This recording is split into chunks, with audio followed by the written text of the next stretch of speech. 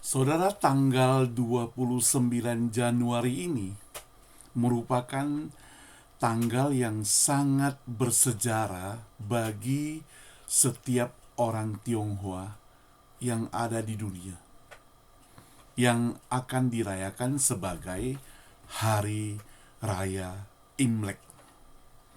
Sebenarnya kalau kita mau cek, selidiki apa arti daripada perayaan Imlek itu. Hari Raya Imlek atau Tahun Baru Cina adalah perayaan terpenting dalam kalender Tionghoa atau kalender lunar Tionghoa, yang disebut perayaan yang berakar dari tradisi kuno daerah Tiongkok dengan sejarah lebih daripada 3.000 tahun yang lalu.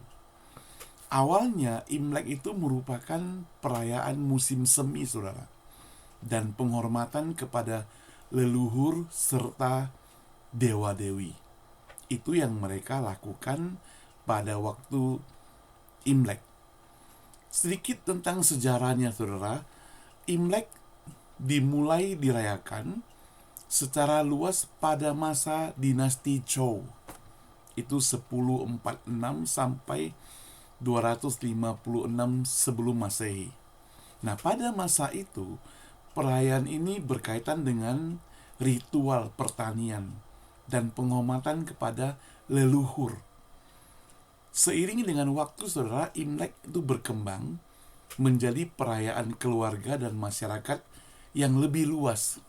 Itu sebabnya maka bagi orang Tionghoa, Imlek itu seperti reuni keluarga. Mereka yang punya uang, sudah kerja, mereka mau pulang bertemu dengan sanak famili, terutama bertemu dengan keluarga. Nah, kalau kita lihat bagaimana kegiatan, perayaan, dan tradisi daripada Imlek ini, beberapa kegiatan dan tradisi dalam perayaan Imlek itu meliputi mereka kumpul bersama dengan keluarga. Itu bagus sekali, saudara.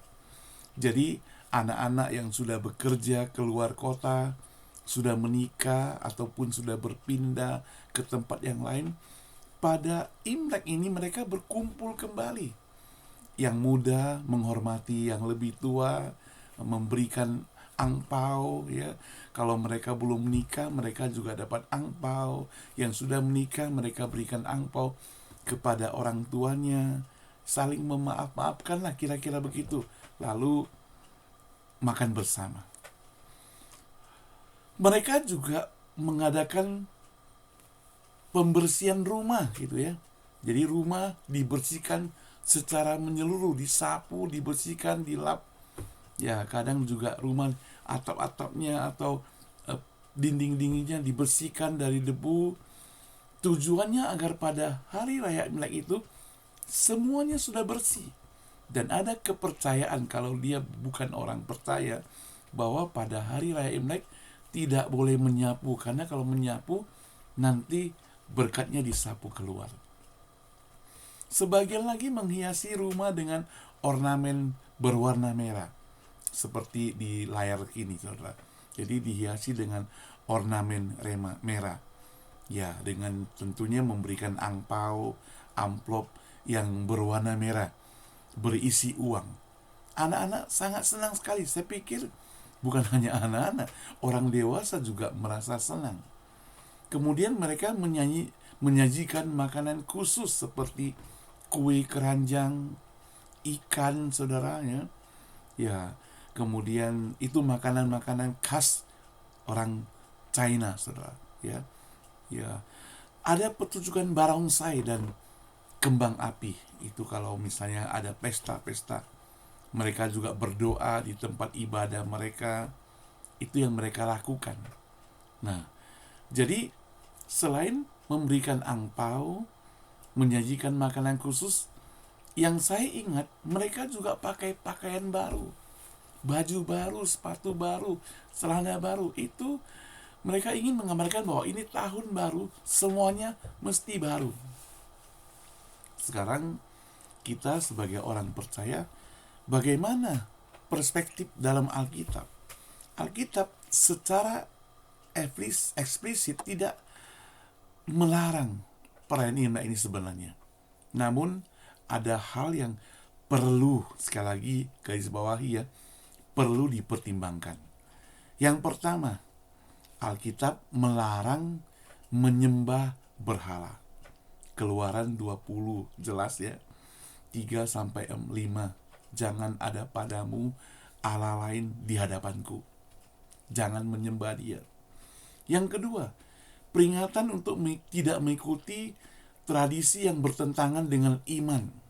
Misalnya nanti saudara baca dalam Kolose 2 ayat 8. Jadi setiap kegiatan mereka yang baik ikuti, tapi bertentangan dengan iman kepercayaan, jangan.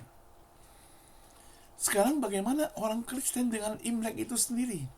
Banyak orang Kristen keturunan Tionghoa merayakan Imlek sebagai tradisi budaya saja, bukan sebagai ritual keagamaan lagi. Mereka biasanya berfokus pada apa? Ada 4 hal. Pertama, fokus pada aspek kekeluargaan dan budaya. Itu penting, saudara. Kemudian kedua, menghindari praktik penyembahan kepada leluhur atau dewa-dewi. Ini juga penting, saudara. Yang ketiga, menggunakan momen ini untuk mengucap syukur. Jadi, saudara, jangan heran, sebagian besar gereja-gereja Tionghoa pada Imlek, mereka juga bernuansa Imlek, merayakan Imlek, tapi dengan ucapan syukur kepada Tuhan. Yang keempat, berbagi berkat dengan sesama. Jadi orang yang punya berkat lebih, mereka berbagi bersama. Teman-teman saya di kampung halaman, mereka juga kemarin ikut berbagi. Ya, ada kumpul sejumlah dana, membagikan semacam baksos untuk orang-orang yang tidak mampu, lalu berikan mereka angpau. Sama-sama merasakan kebahagiaan. Jadi mereka yang lebih kasih banyak, yang kurang mereka menerima. Ini sama-sama bahagia. Yang kita doa, ya pada satu saat jikalau mereka sudah mendapatkan tambahan dari berkat Tuhan, mereka juga bisa jadi berkat bagi orang lain. Jadi kesimpulannya adalah, saudara, bahwa perayaan Imlek dapat dilihat sebagai satu tradisi budaya yang dapat dirayakan dengan bijaksana bagi orang percaya. Mengapa dikatakan dengan bijaksana? Waktu kita merayakan Imlek dengan bijaksana, itu berarti kita tidak melakukan ritual-ritual yang bertentangan dengan iman kepercayaan kita. Jadi selama tidak melanggar prinsip-prinsip iman kepercayaan orang Kristen, maka tidak masalah perayaan Imlek ini kita lakukan. Nah, bagi orang Tionghoa sebenarnya perayaan Imlek itu bisa berlangsung 15 hari. Dari mulai Imlek hari pertama, kalau tahun 2025 jatuh pada 2025, sampai pada tanggal yang ke-15. Nanti di pertengahan juga ada hari rayanya orang Hokkien katanya. Jadi situ pada tengah malam mereka menyembah, memberikan sesajen juga dan sebagainya. Mereka ingin supaya mendapatkan kebahagiaan, berkat yang berlimpah. Sehingga pada tanggal 15 itu puncak acara dirayakan dengan Cap Gome. Ya, di situ ada barongsai, ada pawai dan sebagainya, ada mercon dan sebagainya. Nah, saya tinggal di San Francisco. Kalau di San Francisco, di downtown Chinatown, sekarang cuma saya gak kunjung ke sana. Saya percaya pasti sudah ramai sekali. Sudah merah gitu ya. Persiapan-persiapannya mantap lah. Jadi biasanya pada hari H ada mercon yang mereka tebarkan. Kalau di setahu saya di downtown atau Chinatown San Francisco mereka lakukan. Di Chinatown atau downtown, kalau kita lihat yang ada di San Jose, dekat sebelahnya Vietnam Town, ya biasanya mereka juga rayakan seperti itu.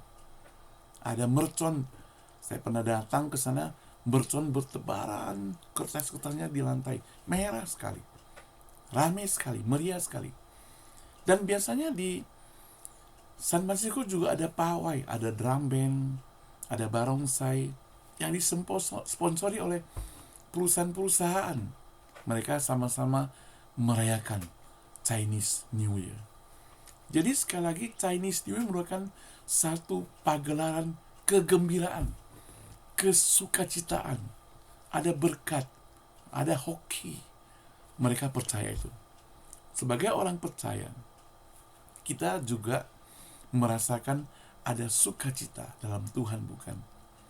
Kita boleh merayakan sebagai ucapan syukur, berterima kasih kepada Tuhan, menjaga kesehatan, memberikan berkat pada kita, memberikan pada kita keluarga, menghormati, adakan rekonsiliasi dengan famili dan sebagainya, berdamai kembali.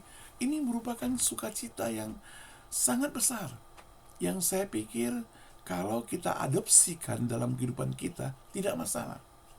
Yang penting sekali lagi tadi, firman Tuhan mengajarkan pada kita, jangan sampai kita menyembah berhala. Jangan sampai terpengaruh itu. Oke, selamat mempersiapkan Hari Raya Imlek. Ya, orang Tionghoa katakan Gongxi, Xing Nian Kuai Le. Ya, Xing Nian Mong En.